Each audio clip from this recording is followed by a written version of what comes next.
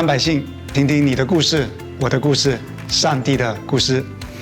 今天的这位寻常百姓是一位在信仰上非常认真的一个女孩子，但是她在信仰的过程中却遇到问题。我们一起来听听她的故事。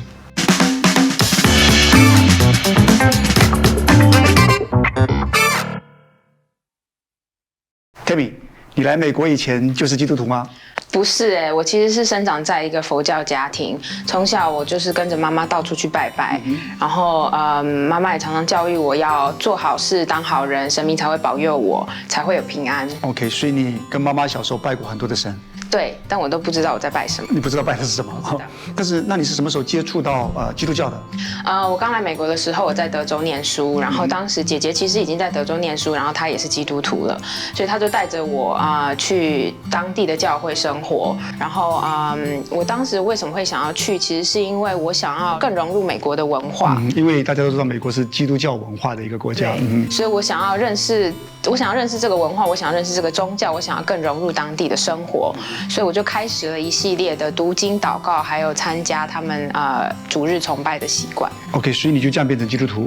还没，我那个时候呢，其实是我对圣经非常的好奇，所以我就找了一个美国朋友跟着我一起读圣经，然后我就读英文版的圣经，从创世，很认真，真的很认真。对，我从创世纪的第1章第1节开始读，但是读到了出埃及记的时候，神就说，除了我之外，你不可以有别的神。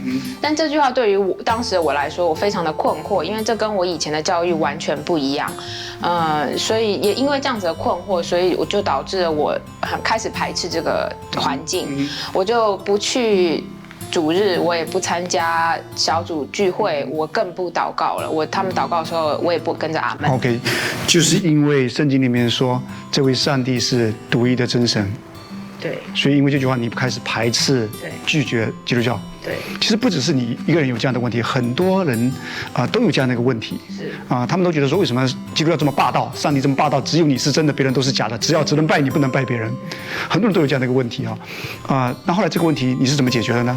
后来其实短时间之内还没有解决。其实因为我后来毕业之后，我到了南加州，在南加州的生活一开始其实很辛苦，因为我在这边没有朋友。但是我其实对于在德州教会生活，我心里面的那个温暖跟那样子感受到的爱还是存在我心里面的，所以我就是很想要再回到教会生活。所以呢，我就跟着一个朋友一起开始了一个重新回到教会生活，开始读经祷告，然后也开始培养参加主日的习惯。OK， 所以你是因为教会的温暖重新吸引你，又回到教会。对。但是那个上帝到底是不是独一真神的那个问题，他还在啊？那个问题当时还在，但是在当时的我来说，我并没有去很认真的去思考，我也没有这个问题，当时其实没有bother我，就是没有让我觉得说影响到我的教会生活。但是那个问题终究在那里，你不能够。你不能没办法躲过它嘛，对不对？对，那就是因为很有趣的事情是，我当时放假的时候我就回台湾，然后一样又是跟着我妈妈去拜拜。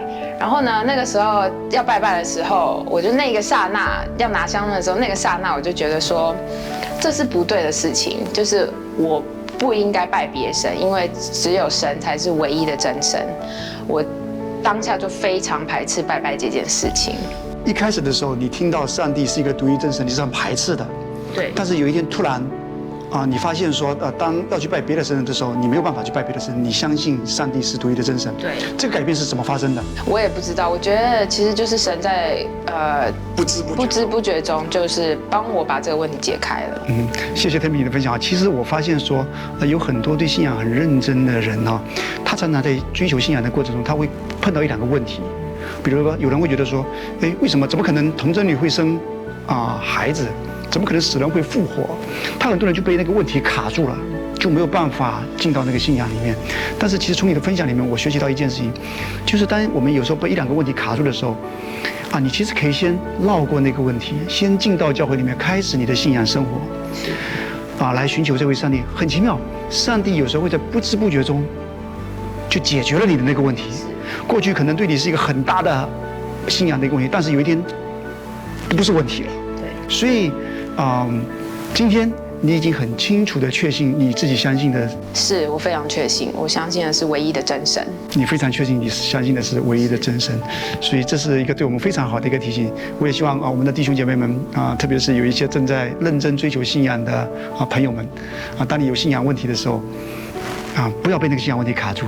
先进到教会里面，先进来再谈。上帝会用他的方式来解开我们信仰的各种问题。其实我们信仰中都会有问题，但是在教会的生活当中，上帝会一点一点的、不知不觉的解开我们很多的问题。